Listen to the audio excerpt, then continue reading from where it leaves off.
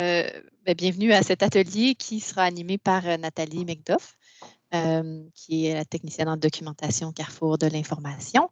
Et puis, c'est ça, c'est l'utilisation de Zotero qu'elle connaissait déjà un peu, mais qu'elle a encore plus approfondi, là, dont elle a plus approfondi la compréhension dans les dernières semaines.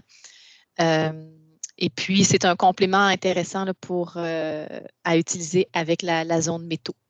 Donc, je laisse la parole à Nathalie. Oui, merci. Pardon, je voulais oui. simplement ajouter, excuse-moi, je te coupe déjà la parole. Je vais faire la modération, je t'ai supposée dire ça aussi. Je vais être modératrice, donc Nathalie va partager son écran, fait qu'elle va perdre le contact avec Teams. C'est moi qui vais m'occuper de la modération si vous avez des questions ou si vous écrivez dans le clavardage. Voilà, c'est tout. Je vais éteindre un micro. Il y a une personne qui... Ah, parfait. Merci. OK. Donc, oui, je vais tout de suite partager mon écran puis vous montrer l'interface de Zotero. Donc, OK. Voilà. OK. Donc, tout d'abord, en fait, j'aimerais vous parler un petit peu de Zotero. Je vais vous mettre une autre page où on ne voit pas trop d'informations à la fois, là, en attendant. Donc, c'est ça. En fait, Zotero, c'est un logiciel gratuit qui possède une interface en français et c'est un logiciel de gestion bibliographique qui a été installé sur tout le parc informatique du Cégep. Et dans le fond, on pense que ceux qui ont un nouveau portable l'ont peut-être déjà installé. Et sinon, il suffira d'aller le chercher soi-même là, si on est connecté au réseau du Cégep ou par le VPN si vous n'êtes pas au Cégep présentement. Puis à quoi ça sert en fait Zotero? C'est bien sûr pour conserver en mémoire des listes de documents. Donc, des documents avec toute l'information nécessaire pour identifier ces documents-là, c'est-à-dire toutes les données par rapport aux éléments bibliographiques. Donc, le titre, l'auteur, l'éditeur, le nombre de pages, l'année de publication, etc. Donc, tout ça, c'est des informations qu'on va pouvoir conserver dans Zotero qui pourrait être considéré un peu comme un réservoir. Donc, voilà pour ça. On va pouvoir par la suite, là, dans un deuxième temps, générer des références dans Word directement. Ça peut être des notes de bas de page et ça peut être des bibliographies aussi.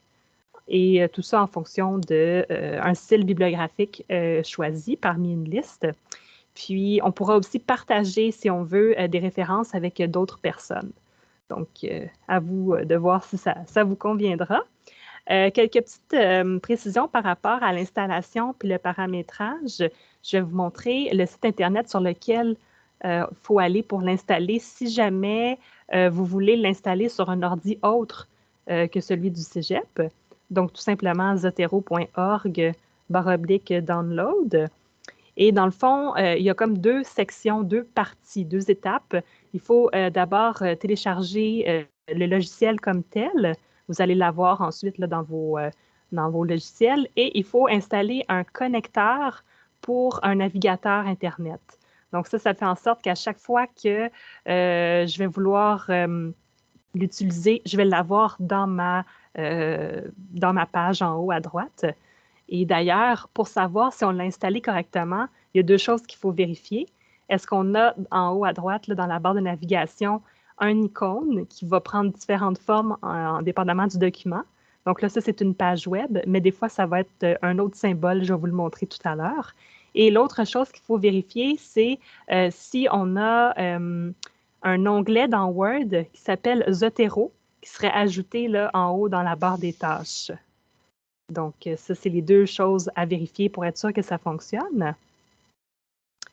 Ensuite, quand vous choisissez le navigateur que vous allez utiliser, c'est important d'en choisir juste un. Vous ne pourrez pas, si vous utilisez Chrome par défaut, vous ne pourrez pas par la suite entrer dans un navigateur Firefox et utiliser Zotero. Donc, c'est ça, c'est une petite chose à prendre en considération là, quand on l'installe au départ. Donc, voilà pour ça. Aussi, moi, je vous recommande de vous créer un compte, c'est-à-dire avec votre courriel et un mot de passe pour pouvoir assurer une synchronisation parce que ce qui se passe, c'est que vous pouvez utiliser Zotero à partir de votre ordinateur principal, mais si vous voulez accéder à Zotero à partir d'un autre ordinateur, là, si on veut une synchronisation, il va falloir que le logiciel soit déjà installé sur ce deuxième ordinateur et il faudra aussi que vous puissiez avoir un lien qui unit les différentes utilisations que vous en faites. Donc, c'est pour ça qu'il faut utiliser le courriel pour synchroniser. Dans le fond, quand on utilise Zotero, pour la première fois, il faudra aller chercher dans Édition, Préférences et ensuite cocher Synchroniser automatiquement. Puis par la suite, ça va se faire pas mal tout seul. En fait, vous avez une petite flèche ici, en haut à droite, en vert, qui est la synchronisation.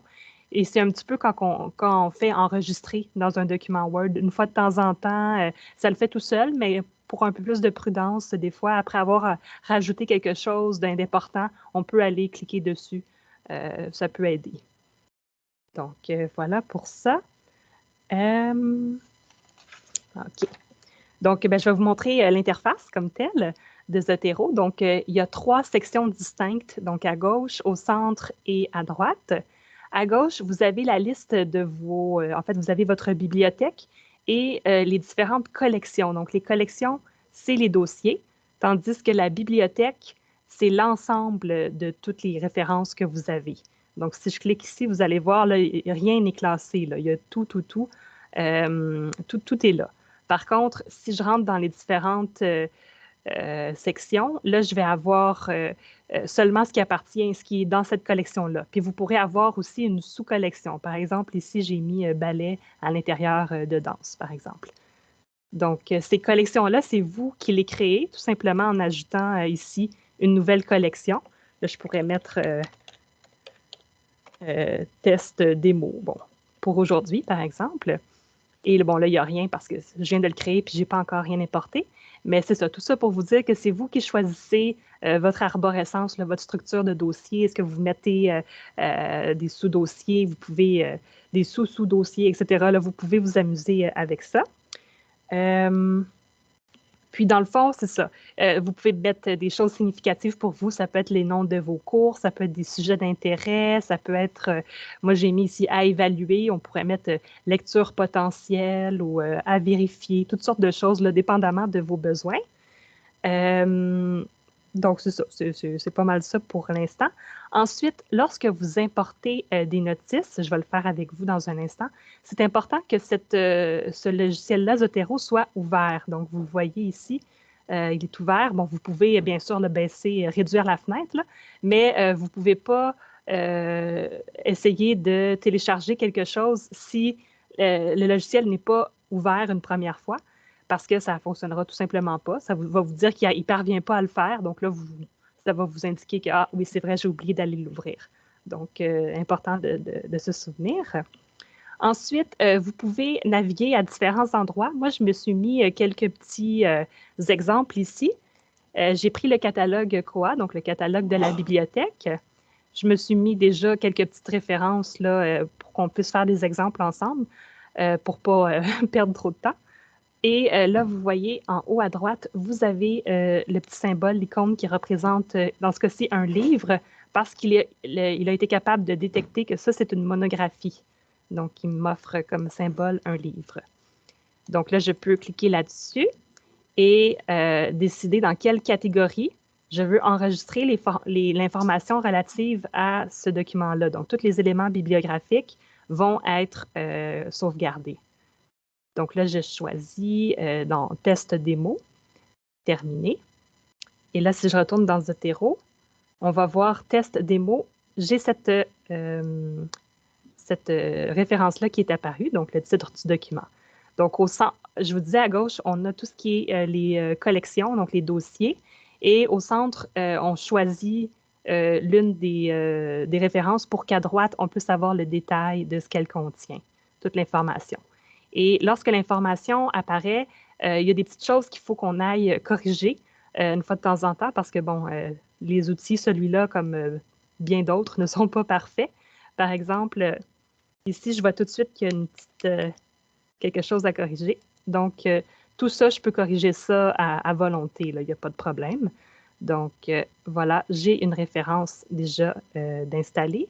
Je vais vous en montrer d'autres rapidement. Donc, j'ai un article de journal que j'ai pris dans la base de données Eureka. Bon, OK. J'étais pas encore connectée, là. Tu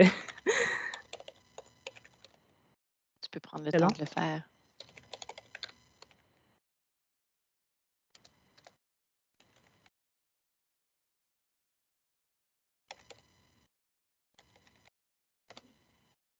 Bon, je pense que c'est le numéro d'employé plutôt et non pas le courriel. Bon, ben, coudonc. Je vais y aller. Nathalie, Oui. excuse-moi, Nathalie, tu as juste à rafraîchir ta page. Ah. Oups, OK, non. Je vais, je vais y aller par un autre. Si je vais dans Eureka directement ici.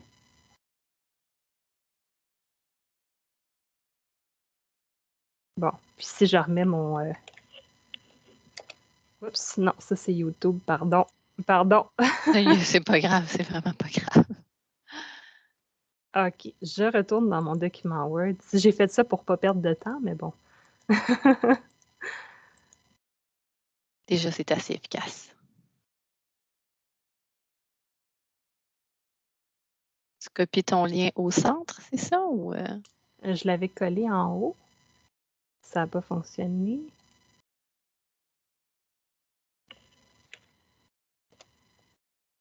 Ah, OK. Bon, ben, c'est pas grave. Je vais chercher quelque chose de nouveau, en fait. Qu'est-ce qu'on peut mettre? Cyberdépendance. Voilà, j'ai cherché ça récemment. Donc, je vais prendre un résultat n'importe lequel. C'est juste pour vous montrer, en fait, de quelle façon est-ce qu'on peut obtenir un autre type de référence. Je vais prendre n'importe lequel. Les écrans ont remplacé les gardiennes. Tiens, mettons qu'on prend ça. Vous avez ici non plus un livre, mais ce qui représente un article.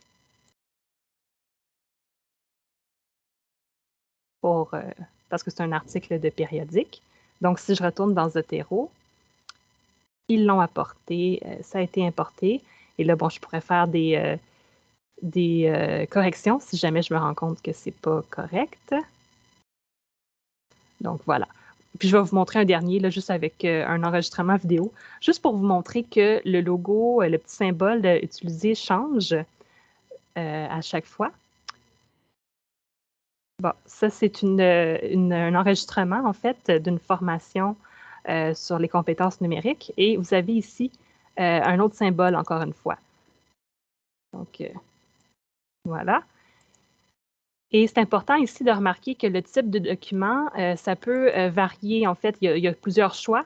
Et c'est important de choisir la bonne métadonnée pour l'identifier parce que tous les champs, les métadonnées qui vont apparaître en dessous peuvent s'adapter en fonction des caractéristiques de différents supports, différents types de documents. Puis ça peut être intéressant d'avoir ça dans la bibliographie. Donc, c'est important là, de jeter une attention particulière à ça. Donc, voilà pour ça.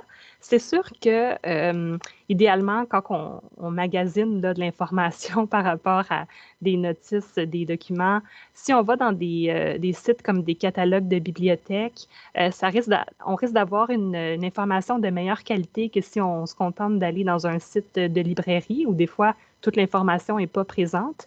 Mais des fois, on peut être agréablement surpris et même, ou sinon déçu, là, des fois. Donc, c'est comme ça. Puis, à vous, après ça, là, de corriger selon ce qui manque, ce que vous voudriez qu'on ajoute aux endroits, aux différents endroits. Donc, voilà pour ça. Qu'est-ce que je voulais dire? C'est ça, c'est toujours un bon réflexe d'aller vérifier immédiatement après l'avoir importé, à moins que vous vous fassiez un dossier tampon, par exemple, puis vous revenez un petit peu plus tard refaire du ménage. Des fois, on fait ça. Là, en général, un peu comme dans un panier, là, quand on magasine, on met des choses dedans, puis on se dit, je vais voir après, là, avant de payer. Bon. Donc, c'est un peu le même principe. Là, vous pourriez procéder comme ça. Et c'est ça. Donc, il y a vraiment plusieurs petits éléments ici à surveiller, dépendamment de ce que vous voulez qui apparaisse, ce qui apparaît dans la bibliographie. Puis, ouais, c'est ça. Il y a toutes sortes de choses qu'on peut modifier aussi, qu'on ne voit peut-être pas tout de suite. Donc, je vais aller dans le livre, par exemple. Vous avez des auteurs, mais vous pourriez avoir autre chose qu'un auteur. Vous pouvez aussi jouer un peu, donc les changer de place. Vous pouvez avoir un ou deux champs, dépendamment si c'est une collectivité, donc une personne physique ou une personne morale. Vous avez toute cette latitude-là, donc vous pouvez en profiter, vous pouvez en ajouter aussi, dépendamment de s'il y en a un qui n'a pas été importé, puis vous vous dites « Ah non, non, moi je veux l'ajouter celui-là ». Donc, vous avez cette liberté-là rendue à cette étape-ci. Pour l'instant, il n'y a pas de questions, ça va? Oui, okay. Ça va. Il n'y a pas de questions. Il y a Caroline qui vient d'arriver. OK. Bonjour, Caroline. On peut quand même poser la question. Là. Est-ce que les gens qui sont là ont des questions? Non, on a un pouce en l'air. OK. Bon, donc, tout est clair. OK, je continue. Donc, voilà. Ensuite, ce qu'on peut faire, c'est aller dans Word pour vous montrer un peu là, comment on peut générer des bibliographies et bon, des notes de référence, des notes de bas de page. Donc, je vais m'ouvrir un nouveau document Word. Là, je vais faire un petit texte vite, là, selon auteur numéro 1. Puis bon, là, cette personne-là pourrait dire quelque chose. Bon, puis là, un peu plus tard, je vais avoir besoin d'un auteur numéro 2 et auteur numéro 3, quant à lui, etc. Là, on va pouvoir ajouter des choses. Et là, c'est là qui est intéressant, c'est qu'on vient à côté, l'endroit où on voudrait que la note de bas de page apparaisse, donc le petit indicateur, le petit chiffre en exposant, et en cliquant sur Zotero, je vais ajouter une citation. Et là, je vais choisir le style bibliographique qui m'intéresse. Donc, pour tous les profs qui travailleraient avec la zone métaux, ce serait le Chicago Manual of Style 17e édition Full Note, qui serait peut-être la plus proche. Sinon, il y a toutes sortes d'autres affaires, là, APA, il y a même Dion ici là, pour réussir. Bon, il y a toutes sortes de choses. Donc là, je pourrais le choisir et on va me demander dans un menu déroulant d'écrire le nom de l'auteur que j'ai dans ma base. Donc, si je mets Fleury, comment montrer aux élèves? Bon, ça, c'était une des références que je possédais dans ma base de données. Donc, c'est en train de charger et hop. OK, là, ici, là, il l'a pris sur le site Renaud-Bré parce que j'avais fait plusieurs tests puis j'en avais effacé d'autres. Mais tout ça pour vous dire qu'on peut effacer tout ce qu'on veut, même une fois qu'elle est mise en forme ici dans le bas de la page. Donc, ici, il y a des majuscules partout. Là, moi, je pourrais dire non, je ne veux pas d'avoir de majuscules comme ça. Donc, vous pouvez modifier à n'importe quel moment dès que vous importez dans Zotero, donc la section de droite, mais aussi lorsque vous êtes rendu dans Word et pour que ce soit le plus conforme à ce que vous voulez comme style bibliographique. Donc, c'est ça, vous pouvez, si j'en mets un autre. Il y a une question. Est-ce que tu veux y répondre tout de suite? Oui. Chantal? Oui, c'est que dans la référence que tu viens juste de mettre, Nathalie, est-ce que tu avais choisi, parce que tu es passé vite, est-ce que tu avais choisi effectivement le CMS 17e édition? Oui. Par contre, là, est-ce que dans le CMS 17e édition, ça a changé par rapport à l'édition de l'époque quand j'ai fait la zone métaux, parce que le nom de l'auteur, habituellement, est au début, alors qu'ici, il se ramasse après le titre du site web. Puis l'adresse du site web n'est pas là, le nom de l'auteur est entièrement en majuscule. C'est vraiment très, très, très différent par rapport à la zone métaux. Est-ce que c'est vraiment parce que ça a changé complètement du tout comme ça? Je pense que moi, c'était la 12e édition. Je ne sais pas si Marco va s'en souvenir, mais c'était une beaucoup plus vieille édition que ça. Est-ce que ça a vraiment changé à ce point-là par rapport à la zone métaux? Il y a des choses qui sont différentes, effectivement, mais je vais refaire un exemple avec un autre parce que celui-là, en fait, c'est ça, c'était pas un document comme tel. C'est un site web, mais pas une. Je vais prendre avec ceux que je viens juste de télécharger, ça va être beaucoup mieux. Par exemple, oups, je reviens. Ah ben tu vois, excuse-moi, je viens d'aller voir dans la zone métaux, c'était la 16e édition de 2010 OK. que j'ai utilisée à l'époque. Donc, c'est l'édition précédente. Donc, il faudrait voir, est-ce qu'il y a tant de différences que ça par rapport à la zone métaux? Oui, moi, j'aimerais ça faire ce travail-là, là, observer qu'est-ce qui a changé pour pouvoir voir est-ce que c'est Zotero qui est un petit peu particulier ou est-ce que, bon, établir un peu tout ça. Mais là, pour l'instant, je vais juste voir avec une autre pour être sûre de voir est-ce que cette fois-ci, ça apparaît correctement. Donc, on aurait les auteurs en premier, ensuite le titre. Donc, OK. c'est ça. Je pense que j'avais une référence un peu étrange. Je n'aurais pas dû choisir celle-là, mais malgré tout, oui, il va quand même y avoir quelques différences entre la zone métaux et le Chicago 17e édition que Zotero nous propose. Puis, c'est pour ça que c'est important, dès l'importation, ici à droite, déjà de vérifier premièrement que nos métadonnées sont correctes, mais aussi, une fois qu'on est rendu dans Word, quand on a généré les références, d'aller vérifier pour que ce soit conforme, parce que, bon, évidemment, on ne veut pas que ça donne un petit peu n'importe quoi partout, là.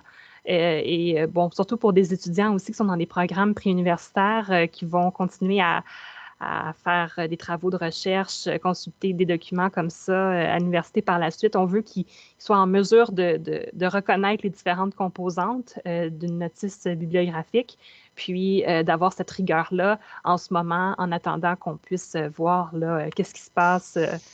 C'est ça.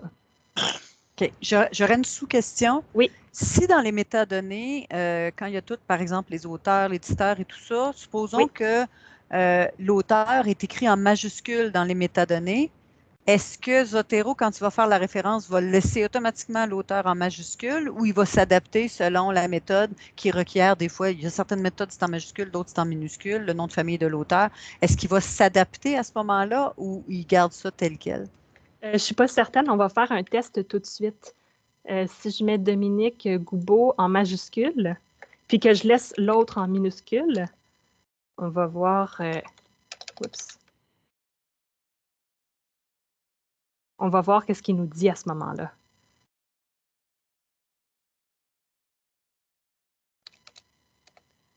Et j'ajoute la citation.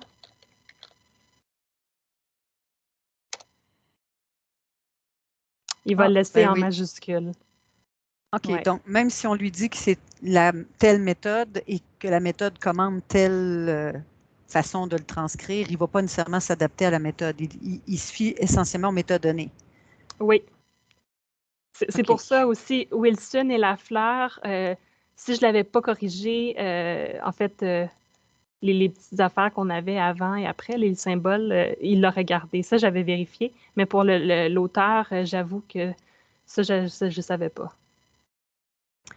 OK. Donc, c'est important finalement de dire aux étudiants que ça, c'est pas parfaitement infaillible. Ils ont vraiment un regard critique à apporter là, à toutes les références qu'ils importent là-dedans. Donc, ils ont un apprentissage à faire, c'est ce que je comprends. Oui. Donc, c'est ça. Merci. En fait, Zotero peut servir dans un premier temps à rassembler différentes données, différents documents, avoir des listes. Mais quand vient le temps de faire une mise en forme d'un travail, si les enseignants demandent à respecter une méthodologie particulière, évidemment qu'on va... Ça ne les exempte pas de la comprendre. Non, non, il faut les mettre en garde et s'assurer que jusqu'à ce qu'on puisse peut-être trouver quelque chose de plus, voir. Entre-temps, moi, c'est ça, on va un peu regarder ça, c'est quoi les différences, qu'est-ce qui ne fonctionne pas, puis éventuellement, peut-être qu'on s'approchera de quelque chose d'un peu plus... Ben déjà, ça les aide beaucoup, je pense que ça peut beaucoup les aider, mais il ne faut pas qu'ils pensent que c'est tout cuit, là, donc il faut quand même qu'il y ait de l'apprentissage. Oui, c'est pour ça que c'est un complément à la zone métaux, finalement, les deux ensemble. C'est ça. Dès l'importation, dès l'importation ici, il faut faire une vérification et dans Word également. Parfait. Il y avait une autre question. Il y a Judith qui avait une question. Oui, je me posais la question parce que je regarde là, les champs dans les métadonnées, Puis, je vois pas de façon, à moins que ce soit petit puis que j'ai de la misère, là, je vois pas de façon de mettre, quand c'est, par exemple, on utilise un chapitre dans un livre. Donc, par exemple, si j'ai un livre là, qui a été, dans le fond, dirigé par, puis là, mais dans le fond, les auteurs, ce serait les directeurs, directrices de l'édition, puis je vais utiliser le chapitre de un des auteurs qui a été sélectionné. Mais ici, je vois pas de façon de mettre le titre du livre versus le titre du chapitre, le titre des auteurs versus le titre le nom pardon, des directeurs, directrices. Est-ce qu'il y a un moyen de... Est-ce qu'on peut ajouter des métadonnées ou... Oui, je vais juste regarder si chapitre de livre.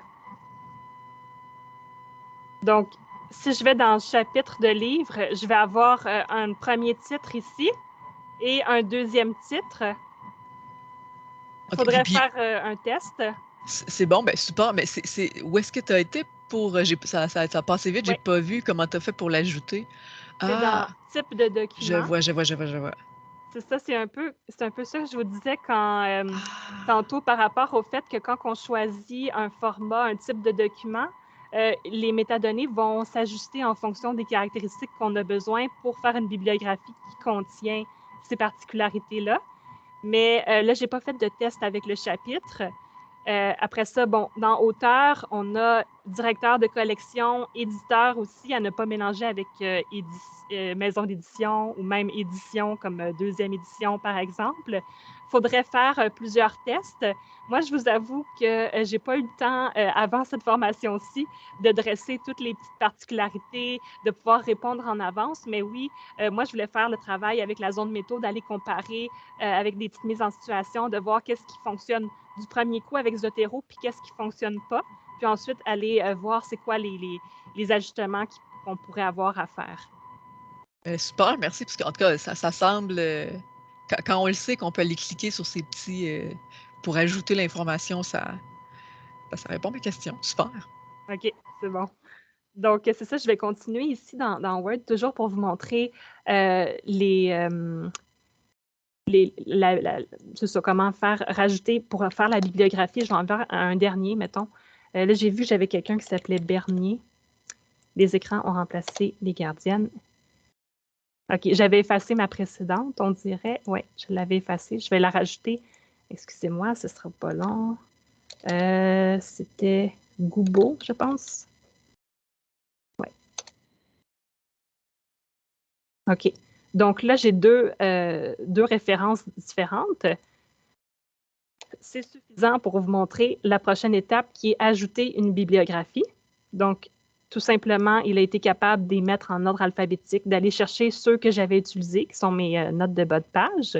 Et là, ensuite, évidemment, on peut décider que non, moi, je ne veux pas que ça soit tout collé. Là, je vais mettre un espace, etc. Et si j'ajoute un troisième auteur, je vais mettre le Fleury, même si c'est pas... il va se rajouter à la bonne place. Bon, à la bonne place, mais c'est parce que pas avec le nom d'auteur au début. Mais c'est juste pour vous montrer qu'il est capable, une fois qu'on a généré, on ajoute une note de bas de page, il est capable d'aller l'insérer tout de suite dans la bibliographie pour la suite. Donc, c'est quand même assez rapide comme technique, là, comme fonctionnement pour générer tout ça dans Word. Mais comme on le disait, en effet, là, il y a un petit peu de choses à corriger, évidemment. Donc, voilà pour générer dans Word. Donc, c'est ça, c'est vraiment le petit menu déroulant. Dès qu'on a un auteur, il va apparaître, on va pouvoir aller le récupérer. On choisit d'emblée, quand j'ai ouvert le document Word, on m'a demandé quel style bibliographique vous voulez utiliser. Puis, c'est ça. Je peux aussi décider carrément d'aller sur une de mes collections, faire un clic de droit, puis créer une bibliographie à partir de la collection. À ce moment-là, on me demande encore de choisir un style bibliographique et je peux tout simplement copier dans un presse-papier et ensuite ouvrir un nouveau document Word et tout simplement coller. Bon, là, je suis en Times New Roman 12, là, mais après ça, on peut, encore une fois, évidemment, modifier tout ça pour que ça apparaisse de la façon qu'on souhaite, là. Donc, c'est une autre façon aussi de procéder. Il y a une autre personne, Chantal, qui a une autre question? Oui, Oui. encore moi. En fait, deux questions. La première, bon, tout à l'heure, quand tu allais chercher les références, tu rentrais le nom de l'auteur. Si jamais on a un document anonyme, comment on fait rechercher le document pour pouvoir l'insérer dans le document Word? Je vais créer un nouveau document, puis on va pouvoir faire un test. Disons que je crée un document, titre, test, auteur, disons que je mets rien. Puis, bon, on va mettre juste, pour pas qu'on ait rien là du tout, on va juste, disons, on va faire un petit test. OK. Donc là, on me dit, on n'a rien ici, mais j'ai un titre. Ça, c'est les auteurs à droite et à gauche, ce sont les titres. Je vais essayer de, si je retourne dans mon document précédent.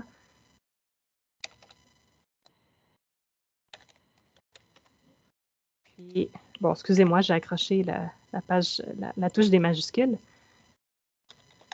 Est-ce qu'il va me sortir? Il va me le sortir. OK. Donc, on peut chercher par l'auteur ou par le titre, à la rigueur, probablement par n'importe quelle métadonnée, je suppose. Sauf que si on rentre la maison d'édition puis qu'on a 15 de la même maison d'édition, il va tout nous les sortir. Là. Oui, je pense que oui. Si OK. j'essaie une dernière fois, mettons, je vais y aller avec carrément une 2019. J'ai tous les documents qui sont en 2019. Ouais, c'est vrai. Donc, je peux vraiment rentrer n'importe quelle métadonnée pour faire la recherche de mon document. J'ai l'impression que oui. OK.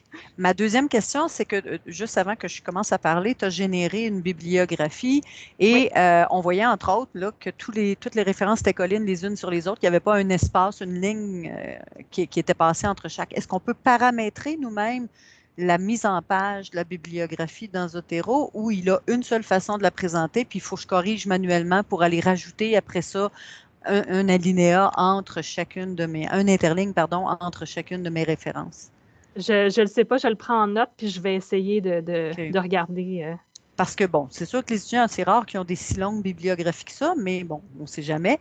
Ce serait bien de pouvoir la paramétrer d'avance au lieu de manuellement, après ça, commencer à tout rentrer les affaires. Oui, en effet. Tant qu'à sauver du temps. Oui, c'est vrai. Je vais regarder ça, oui. OK, merci. OK, je vais retourner dans mon Zotero. OK. Bon, pourquoi ça apparaît? OK. Ensuite, où est-ce que je suis rendue? OK, oui, donc dans Word. Oui, OK, bon, dans le fond, c'était tout pour la section Word, mais dans le fond, je pourrais faire des recherches pour voir qu'est-ce qu'on peut faire, qu'est-ce qu'on peut avoir de plus pour que ça se passe mieux. Et dans Zotero comme tel, c'est ça ce que je voulais vous montrer, c'était les autres outils qu'on a dans la barre en haut. Donc, on peut ajouter manuellement un document. Donc, on choisit quelle catégorie, puis si ce n'est pas suffisant, on s'en va voir. En haut, ils ont mis ceux qui reviennent le plus souvent, là, les plus fréquents, mais après ça, on peut aller chercher autre chose là, si on a besoin. Et donc, comme un chapitre de livre, par exemple, et là, on inscrit tout ce qu'on a besoin manuellement. On pourrait aussi choisir la baguette magique ici, puis saisir un ISBN, donc le code d'un document. Et on pourrait avoir à ce moment-là, je vais faire un test, j'en ai un ici qui n'est pas trop loin. Ça va prendre un petit peu de temps, je pense, pour charger. Et ce n'est pas nous qui décidons à quel endroit il s'en va le chercher. Ça reste un mystère pour moi présentement. Mais c'est ça, il va essayer de voir s'il est capable d'aller chercher des métadonnées pour un document qui aurait cet ISBN-là. Donc, ça peut être une autre façon aussi, là, au lieu de rentrer tout ça, toutes les informations à la mitaine. Puis plutôt que de passer par l'importation aussi comme telle. Donc là, c'est ça va charger. Je ne sais pas combien de temps ça va prendre, mais en attendant, je vais continuer de vous montrer autre chose. Vous avez une loupe ici pour faire la recherche en fait d'une référence. Là, si jamais vous n'êtes plus certain à quel endroit elle se trouve, vous ne vous souvenez plus ni du titre ni de l'auteur exact, mais vous avez quelques petites informations, vous pourriez utiliser ça. Et vous cherchez dans la bibliothèque, bon, The Cool Group, ça, je ne vous l'ai pas dit tout à l'heure, moi, j'ai une bibliothèque partagée avec d'autres personnes. On a décidé de faire un test puis de s'appeler The Cool Group. Donc, on pourrait avoir ça là-dedans. Puis, on va justement, est-ce que dans le titre, est-ce que dans n'importe quelle métadonnée, on pourrait essayer de chercher par ici si jamais on ne trouve plus, ou en tout cas, on pourrait utiliser cette fonction-là. Là, j'ai vu que le document vient d'apparaître. Et ici, ça, c'est la source où il est allé chercher sur le catalogue de la Bibliothèque nationale de France. Donc, ça nous donne un indice de où est-ce qu'il est allé le chercher. Ça peut être pratique aussi, si on veut. Donc, voilà pour ça. Donc, c'est ça, la bibliothèque de groupe. Si vous voulez collaborer, là, par contre, il faut inviter les personnes à se joindre et pour ça, ça prend leur courriel. Ensuite, vous avez les doublons. Les doublons, ça, c'est que si vous avez importé 2 fois, ou même plus que 2 fois, là, une notice en particulier, vous allez pouvoir le voir ici. Ça va vous aider à faire du ménage un petit peu.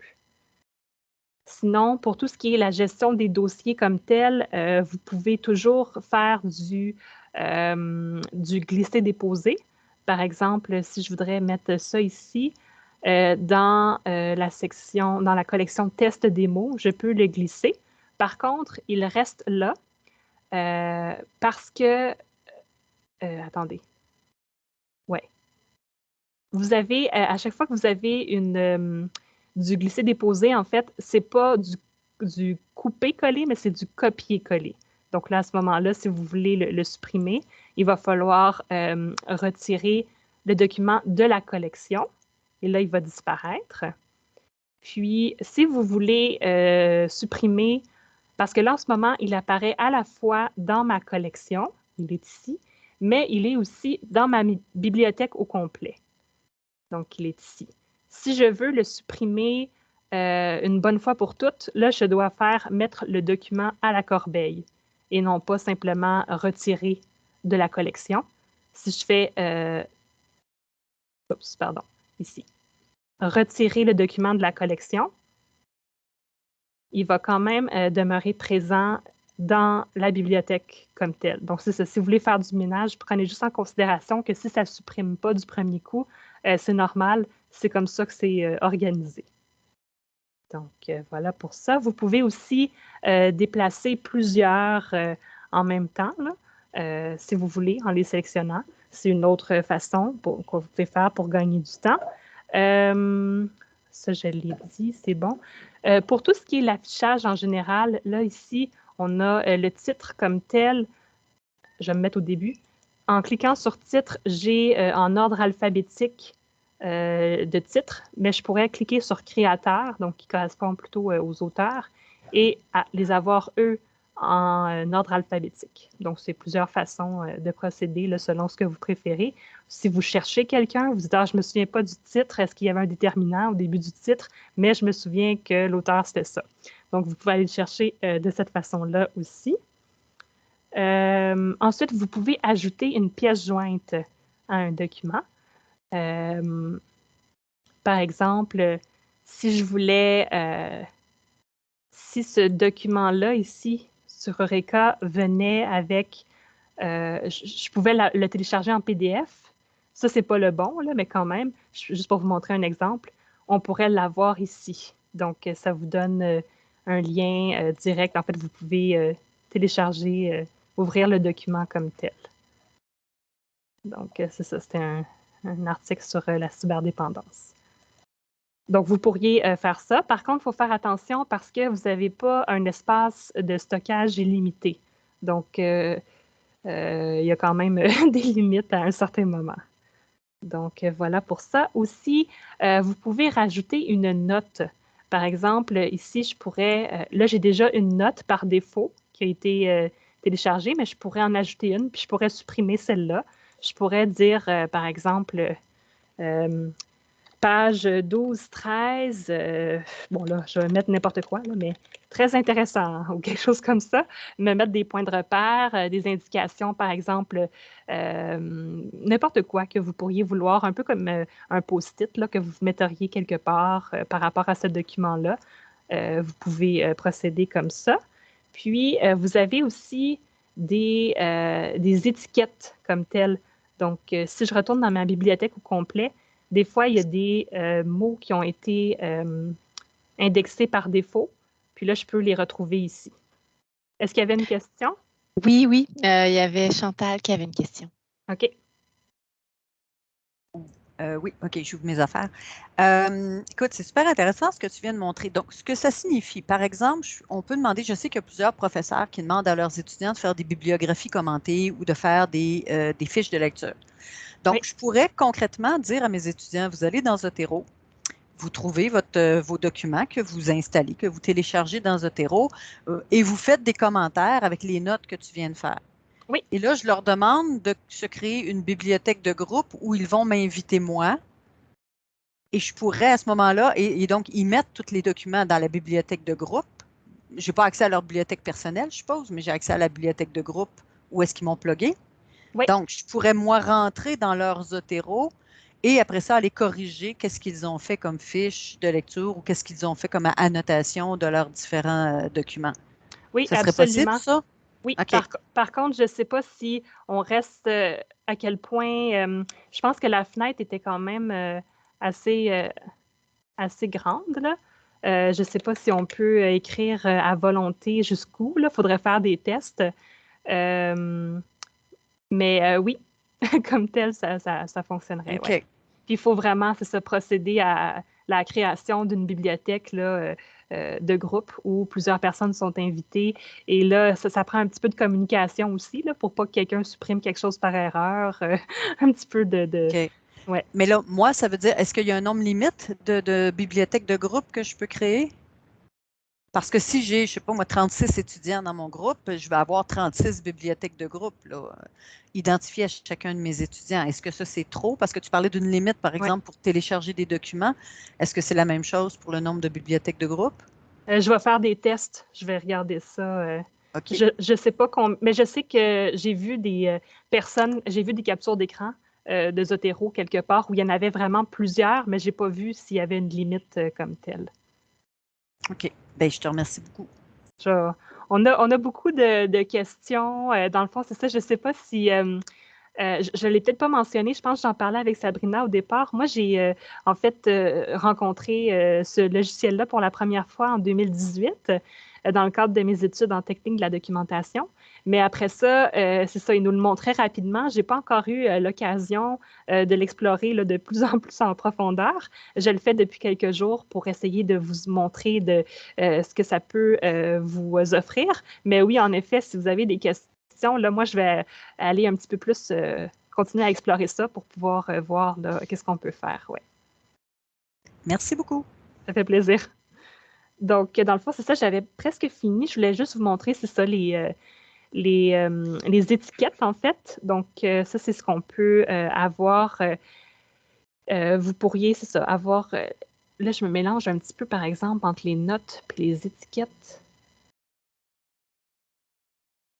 Une note, ajouter une note, puis les étiquettes, ça, je ne sais plus. Je vais vérifier, je vais me renseigner. Alphabétisation. Je sais que c'est si je retourne dans la bibliothèque. C'est peut-être un concept. Je vois que Marco a levé la main, mais c'est peut-être le même concept que les mots-clés là, ou les hashtags. Là, ça doit être un peu le même, peut-être un peu le même principe. Oui. Oui, en fait, c'est les métadonnées. C'est les métadonnées. Par exemple, si on récupère d'un catalogue de bibliothèque ce qu'on appelle les vedettes matières ou les mots-clés, sont importés. Peut-être on ne les voit pas là, dans la fiche, mais si on voit par cœur, on les voit là. Oui, je les ai trouvés, ils sont là.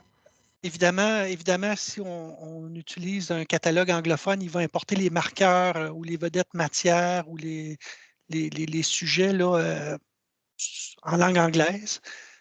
Puis, si ça vient d'un catalogue de France, ben, ça va être les mots-clés, là, mais plus la terminologie française. Puis, si, par exemple, si on prend Eureka, par exemple, ben là, ça va être les mots-clés là, de Eureka. Ce que ça permet, par exemple, si vous allez chercher plusieurs livres ou articles, etc., de différentes banques de données, dans le cas du Québec, c'est surtout les vedettes matières. Donc, on retrouve les mêmes marqueurs, puis après, on peut rechercher, par exemple, par culture de l'information dans les marqueurs, puis on a tous les documents là, qui ont été indexés là, sous ces thèmes-là. OK, c'est parfait. Parce que dans le fond, c'est ça, quand on clique sur un des documents, on a un premier onglet ici qui est l'information en fait bibliographique. Ensuite, on a les notes. Ça, c'est par défaut. On nous indiquait qu'il y avait 2 villes, 2 maisons d'édition pour ce document-là. Ils l'ont spécifié ici dans une note qui a été importée automatiquement. Puis nous, après ça, on pourrait rajouter une autre note entre nous là, sur quelque chose. Puis ensuite, là, on a les marqueurs. Et puis, connexe, je pense que c'est pour faire un lien avec d'autres notices, d'autres documents qui seraient déjà existants.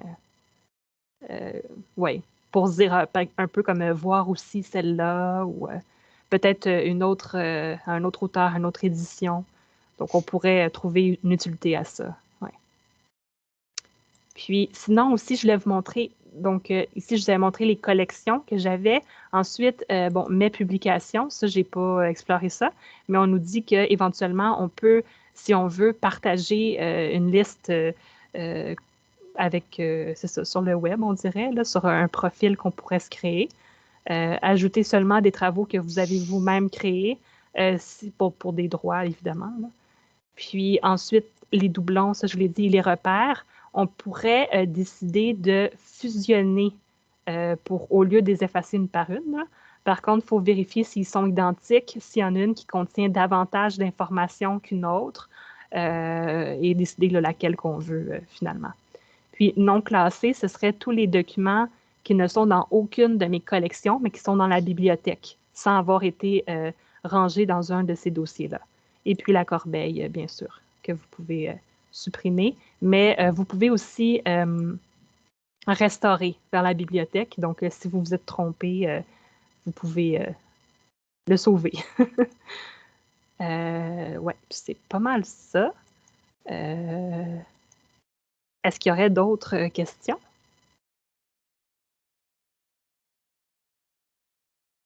J'ai pris en note des choses que je vais vérifier, puis je pourrais l'ajouter en fait dans la conversation Teams qu'on a, parce que ça va rester dans notre historique, toutes les réunions, les conversations qu'on a eues, là, puis on pourra continuer à se transmettre peut-être des questions et des réponses là, si vous le désirez.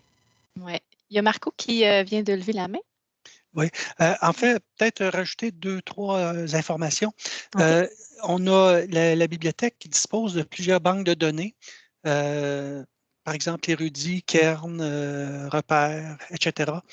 Il y a toujours moyen là, de récupérer les notices bibliographiques, là, que ce soit des livres ou des articles, puis les importer là, dans Zotero. Il y a la plupart de ces sites-là, ces bases de données-là, permet d'importer dans un format qui s'appelle le format BIB. Et ça respecte vraiment les standards, les normes de description là, des documents. Puis c'est très, très facile. Si on va dans le catalogue Koha, on peut le faire comme on a fait tantôt en sauvegardant le lien, mais il y a moyen aussi d'importer, de se faire un panier, puis de sauvegarder sous le format BIB, puis de l'importer dans Zotero pour l'utiliser ultérieurement. Puis c'est la même chose là, pour Érudit, etc. Donc, ça peut être intéressant là, pour sauvegarder des bibliographies un petit peu plus conformes là, à cet effet-là. Il y a aussi, peut-être Nathalie ne l'a pas mentionné, mais lorsque vous ouvrez un compte dans Zotero, il y a la version web aussi qui est disponible, qui vous permet là, sans avoir à installer, par exemple, si vous allez sur un poste public, vous avez juste finalement à vous connecter avec votre mot de passe et sur le site zotero.org, puis vous pouvez récupérer vos bibliographies. Parfois, ça peut être intéressant aussi, là. Évidemment, je pense que c'est Chantal qui parlait d'espace. Il y a moyen d'augmenter son espace, là, mais il y a des frais, là. Il y a des frais à cet effet-là. Si jamais vous avez des très, très longues bibliographies. Puis, je pense que c'est le cas, là, par exemple, ici, au Centre de documentation collégiale, c'est l'outil qui est utilisé. Donc, il y a une petite cotisation qui est payée.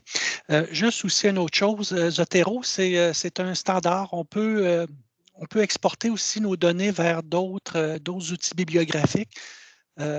Bon, peut-être certains d'entre vous connaissent EndNote, ProCite. Bon, il y en a vraiment plusieurs. Donc, il y a moyen d'importer de ces outils-là ou d'exporter de ces outils-là les bibliographies qu'on a traitées. Les assistants bibliographiques, ça date pas, c'est pas récent, c'est quelque chose qui date d'une bonne 30-40 ans, qui s'est largement utilisé là, dans le domaine de la recherche. Moi, je l'ai utilisé beaucoup là, dans le passé lorsque j'étais en recherche. Je travaillais avec des chercheurs, puis c'était utile. C'est des gens qui publiaient beaucoup, puis ils écrivaient leur article, ils le soumettaient à différentes revues. Puis en fonction des revues, ben, chaque revue, vous savez, a son standard bibliographique. Donc, il y avait moyen là, de changer rapidement le standard pour soumettre ces articles-là à d'autres revues. C'est un peu ça.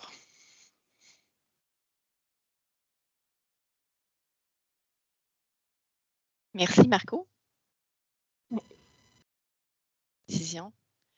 Donc, il reste 5 minutes à la rencontre. S'il y a d'autres personnes qui ont encore des questions, vous pouvez les poser. Ouvrir votre caméra là maintenant. Nathalie qui a arrêté son partage d'écran, donc elle va nous voir. Alors, sinon, de toute façon, comme elle l'a dit, elle a pris en note vos questions, puis elle va vous revenir dans le clavardage de cette rencontre. Puis Merci, Nathalie. Vous pouvez poser d'autres questions dans les jours à venir dans cette discussion-là aussi. Si vous en avez après coup, en essayant d'expérimenter des choses aussi de votre côté. Ouais. En fait, excuse-moi, je me demandais, ben merci beaucoup pour la présentation, mais je me demandais pour créer justement une bibliothèque de groupe, tu disais qu'il faut rentrer, je ne sais pas si tu as le temps de nous le montrer vite, là, c'est pas toute la procédure au complet, là, parce que tu n'as pas les courriels de tout le monde, mais on fait ça comment? Est-ce que c'est relativement simple? Ou, oui, je vais vous montrer en fait par où commencer sans le faire au complet. C'est ici, vous avez un icône en haut à gauche, Nouveau groupe. Et là, ensuite, c'est ça, je pense qu'il faut... oups, OK, là, je viens de...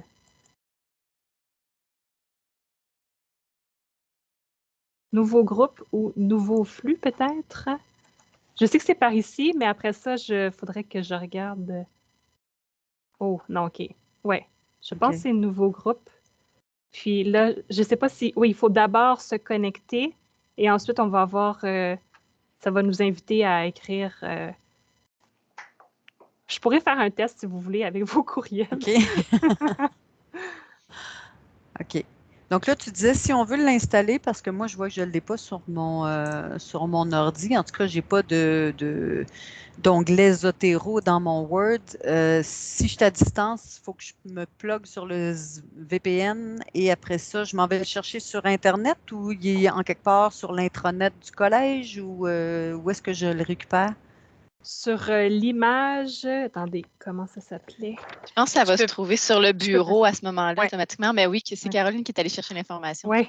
Oui, bien, je peux peut-être répondre à Chantal. C'est ça, j'ai posé la question à l'informatique. Il faut rester connecté soit sur le VPN ou si on est au cégep, au réseau, pendant assez longtemps, mais pas. C'est parce qu'il y a des gens qui essayent puis ils se débranchent tout de suite du VPN. Laissez un petit moment quand même, là. Puis ça va s'installer tout seul. C'est comme dans l'image prévue, ça va aller se mettre sur votre bureau automatiquement. Il n'y a aucune action à prendre de la part de l'usager. OK, j'ai pas à le télécharger ni rien, là. OK. Non, il y a juste à brancher, laisser le temps que les mises à jour se fassent et tout, là. Est-ce qu'il faut que je fasse une synchronisation? Non, pas nécessairement. Juste te brancher, travailler avec le VPN un certain temps. Okay. Puis, ce qu'on m'informe, en tout cas, essaye-le. Je ne l'ai pas testé, mais c'est ce qu'on m'a informé. Il n'y a pas d'action à prendre de votre côté. OK, parfait, merci. Puis de mon côté, j'ai trouvé ici, dans le fond, c'est ça, j'ai mis mon courriel puis mon mot de passe de Zotero. Et là, on m'invite à choisir un nom pour le groupe. Et là, je choisirais privé, par exemple. Donc, seulement les personnes de mon groupe vont pouvoir accéder. Et là, bon, si je fais un test encore une fois, et là, je pourrais... ouais. Éventuellement, il y a un endroit où ouais. Où on vient préciser qui on veut. Parce que ça peut être l'inverse, c'est pas l'étudiant qui est obligé de créer le groupe, ça peut être le prof qui crée un groupe pour chacun de ses étudiants. Et après ça, il dit, ben, tu rentres dans ce groupe-là pour aller mettre tes références puis faire tes annotations, là, pour faire tes fiches de lecture. Ouais. Ça pourrait être ça aussi. OK. Mm-hmm. En tout cas, je vois beaucoup de possibilités sur le plan pédagogique. Il y a Judith. On a aussi une question, oui, de Judith. Ton micro. Excusez, ça fait plusieurs fois aujourd'hui que j'ai oublié mon micro. Pour info, je travaille actuellement sur mon portable du cégep, puis j'avais vu, parce que ça fait un bon bout que j'avais vu apparaître Zotero apparaître dans Word, donc je le sais que je l'ai déjà. Tout ce qu'il a fallu que je fasse là, pendant que vous expliquiez, j'ai été sur zotero.org pour sélectionner juste, télécharger comment on appelle ça, le module, pour faire la connexion entre les deux, là, pour que ça apparaisse sur le web, ben, sur ma page en haut. Donc, il y a juste ça qui manquait. Sinon, je l'ai, sinon, là, dans le... Pour télécharger l'extension. L'extension, c'est le mot que je cherchais. OK, parfait, merci. Je sais que pour les professionnels aussi, c'est pas automatique, il faut faire en faire la demande pour l'instant. Mais si jamais vous ne l'avez pas...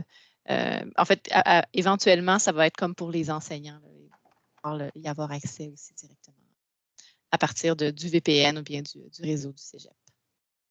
Oui, puis l'installation à partir de zéro, c'est vraiment si vous avez un ordinateur personnel ou est-ce que vous voulez vraiment faire le lien entre le Zotero que vous avez d'installer avec le cégep et pour avoir tout ça au même endroit, par exemple. Là, mais sinon, en effet, là, ils se sont arrangés là, avec les TI là, pour que ça soit déjà installé. Ouais. Bien, merci beaucoup, Nathalie. C'est bien gentil d'avoir pris le temps de nous partager ça.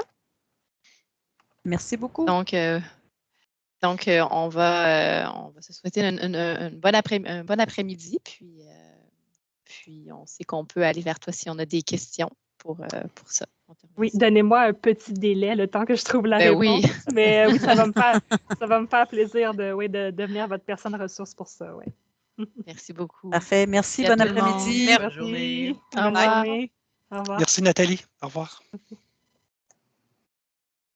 Bon après-midi, tout le monde. Bye bye.